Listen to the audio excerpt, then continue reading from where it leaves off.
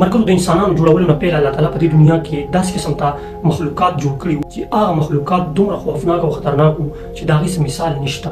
تاسو ته پته چې د انسانانو نه پیل په دې دنیا کې الله تعالی ډایناسورز جوړ کړي چې کوم دومره خوفناک او خطرناک وو چې تاسو ته د هغې اندازه نشم کولی. مرګرو ډایناسورز چې د نوم نه واضح کېږي چې دا څومره خوفناک او خطرناک ځناوران وو. په دغه ډایناسورزو کې څه ډایناسوران داسې وو چې هغه به الوتو، او په دغه کې داسې ډایناسوران هم وو چې هغه په ځمکه باندې ګرځېدو او هغه دومره طاقتور او دومره غټ ځناوران وو چې کله به هغوی ګرځېدو یا به یې منډه واله په غونډه ځمکه به داسې زلزله غونډه کې راتله، دومره غټ ځناوران په جسم باندې. او په دغه کې بیا داسې ځناوران هم وو، داسې ډایناسوران هم وو چې هغوی به د خولې نه اور ویشتلو، او داسې ډایناسوران هم وو چې هغه دومره خونخواره وو چې هغوی به دغه غټ غټ ډایناسوران همدغه شان ډېر زیات ځناوران به یې خوړو، د خوراک ذریعه به یې جوړوله. خو دا ځناوران چې کوم وو د الله تعالی څنګه ختم او د انسانانو آغاز څنګه وشو؟ ګورئ ملګرو، په دې کې د الله تعالی ډېر غټ حکمت پټ دی. الله تعالی انسانان جوړولو، خپل نبیان او پیغمبران دې دنیا ته راستولو او اشرف المخلوقات جوړولو. د دې دپاره الله تعالی د دنیا نه دا خطرناک قسم ته ځناوران چې وو د الله تعالی ختم کړو، ولې چې الله تعالی اشرف المخلوقات جوړولو. نو دا الله تعالی څنګه ختم کړو؟ د اسمان نه یو ډېر غټ اسټروئید را روانو، نو هغه اسټروئید چې څنګه ځمکې سره وجنګېدو، ځمکه دومره وخوځېده، دومره تیزه زلزله راغله، د اور بارانونه داسې وشو چې دا ټول ځناوران، دا ټول ډایناسوران په ځمکه کې بالکل دفن شو. نن پورې ساینسدانان لګیا دي د دغه ډایناسورانو هډوکي د ځمکې د لاندې نه راوباسي، بالکل سلامت هډوکي وي. او دغه هډوکو نه موږ ته دا ثابت کېږي، موږ ته دا احساس کېږي چې الله تعالی څومره طاقتور دی، څومره د قدرتونو مالک دی چې الله تعالی دومره غټ غټ مخلوقات د دې دنیا نه ختم کړي دي. دا ډایناسوران غونډ 3 میلیونو کالو نه هم زیات په دې دنیا کې دوی وخت تېر کړی.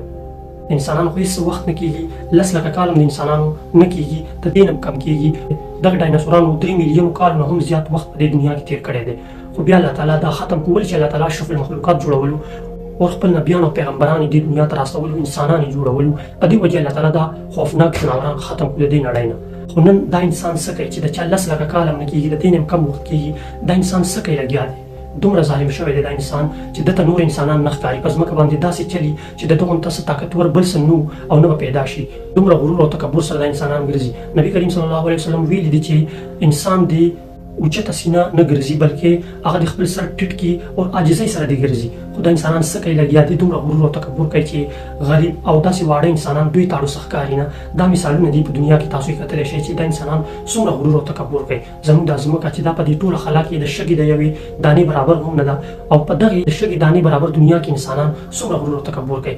یقینا چې الله تعالی داسې خطرناک قسم ته ځناوران د دنیا نه ختم کړو، نو دا انسانان بیا د الله تعالی دپاره څه شی دی؟ دا د الله تعالی څومره نافرمانیانې کوي، خو الله تعالی په دوی باندې نظر کرم کړی دی او احسان یې پرې کړی دی چې الله تعالی څه داسې آفت نه راولي، داسې یو بل اسټروئید راغو او دې دنیا سره ټکراو شو. دا انسانان خو بیا د ډایناسورانو برابر هم نه دي، ډېر کمزوري دي، دا به بالکل تهس نهس شي. یقینا چې د دوی هډوکي به بیا پیدا نه شي، د ډایناسورانو هډوکي خو بیا هم پیدا شو.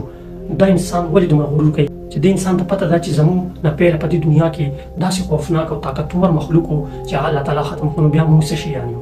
خو بس دا زموږ د نبي کریم صلی الله علیه وسلم د دعاګانو برکت دی چې الله تعالی موږ ته څه نه وایي، ولې چې نبي کریم صلی الله علیه وسلم موږ ته ډېرې دعاګانې کړي دي، بلکې آخري وختونو کې نبي کریم صلی الله علیه وسلم د امت لپاره دعاګانې غوښتې دي. خو دا انسانان څه کوي چې دومره غرور او تکبر کوي چې د هغې څه مثال نشته.